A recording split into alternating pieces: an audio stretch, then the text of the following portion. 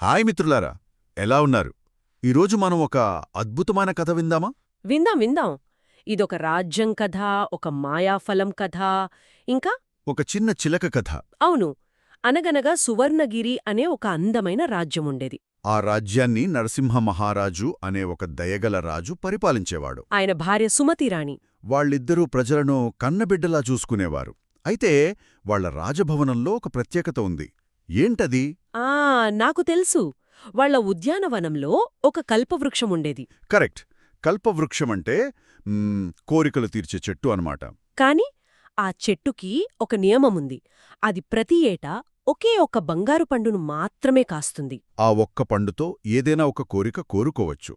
అయితే ఆ సంవత్సరం కూడా చెట్టుకు పండు కాసింది. కాని ఏమైంది? ఒకరోజు ఉదయాన్నే చూస్తే ఆ బంగారు పండు మాయమైపోయింది. అయ్యో, రాజు రాణి చాలా కంగారుపడి ఉంటారు గదా. అవును, వాళ్లకి ఏం చేయాలో పాలుపోలేదు. అప్పుడు దుర్మతి అనే మంత్రి ముందుకొచ్చాడు. పేరులోనే ఉంది దుర్మతి. అతను సహాయం చేస్తానని చెప్పినా అతని కళ్లలో ఏదో కుట్ర కనిపించింది. హ్మ్, అదే సమయంలో ఆ తోటలోని నివసించే ఒక చిన్న చిలక ఇదంతా గమనిస్తోంది. చాలా తెలివైన చిలక అది. ఆ చిలకేం చూసింది? పండు మాయమైన రోజు ఆ మంత్రి దుర్మతి చెట్టు దగ్గర ఏదో రహస్యంగా దాచడం ఆ చిన్న చిలక కంటపడింది. ఓహో, అంటే దొంగ ఎవరో చిలకకు తెలిసిపోయిందన్నమాట. తెలిసిపోయింది. కాని అది చిన్న పక్షి కదా, ఏం చేయగలదు? అందుకే అది ధైర్యం చేసి మంత్రిని అనుసరించింది. ఎక్కడికి? ఒక రహస్య స్వరంగంలోకి.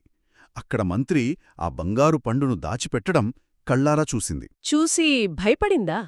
లేదు, అస్సలు భయపడలేదు. పైగా రాజుగారికి నిజం ఎలా చెప్పాలా అని ఒక ఉపాయం పన్నింది. వావ్, ఏ ఉపాయమది? మరుసటి రోజు రాజుగారి సభ జరుగుతోంది. అందరూ అక్కడున్నారు. అప్పుడు ఆ చిన్న చిలక ఎగురుకుంటూ సభలోకి వచ్చింది. అవును, నేరుగా రాజుగారి ముందు వాలింది. వచ్చి ఆ దుర్మతి మంత్రి ఎలా నడుస్తాడో అలా నడిచి చూపించింది. అంటే మంత్రిని అనుకరించిందా? అనుకరించింది. అతను మాట్లాడినట్టే గొంతు మార్చి కొన్ని శబ్దాలు చేసింది. తర్వాత ఎగురుకుంటూ వెళ్ళి పండు దాచిన వైపు తన ముక్కుతో చూపించింది. రాజుగారికి అర్థమైందా? రాజు చాలా తెలివైనవాడు. ఆయనకు చిలక సంజ్ఞలు వెంటనే అర్థమయ్యాయి.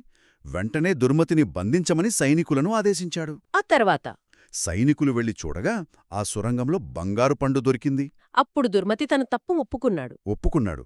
ఇక రాజుగారు ఆ పండును తిరిగి చెట్టు దగ్గరకు చేర్చారు. ఆ తర్వాత ఆ పండుతో ఒక కోరిక కోరుకున్నారు. ఏం కోరిక అది? తన కోసమేమైనా కోరుకున్నారా? లేదు, తన ప్రజలందరూ ఎప్పుడూ సుఖసంతోషాలతో ఉండాలని కోరుకున్నారు. ఎంత మంచి రాజు! సువర్ణగిరి రాజ్యం మళ్లీ సంతోషంతో నిండిపోయింది. అంతా ఆ చిన్న చిలక వల్లే. దాని తెలివితేటలతో ఆ రాజ్యానికి హీరో అయ్యింది. చూసాలా మిత్రులారా, చిన్న చిలక ఎంత ధైర్యం చూపించో! మరి ఈ కథ విన్న తర్వాత మనం ఒకటి ఆలోచించాలి. ఏమిటది? మన చుట్టూ ఏదైనా తప్పు జరుగుతున్నప్పుడు చిన్న చిలకలాగా మనం కూడా ధైర్యంగా, తెలివిగా ఎలా ఆలోచించవచ్చో ఆలోచించండి, సరేనా?